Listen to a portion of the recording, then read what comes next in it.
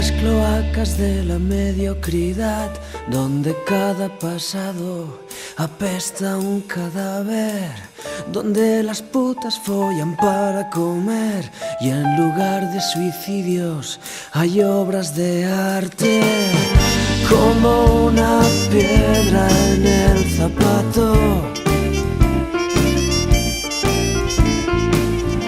que nunca llega a molestar.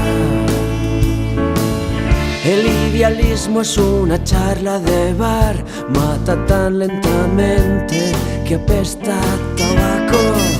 Cuando lo mismo da morir que matar, ser un hombre de orden es un chiste malo. Cada mirada es un abrazo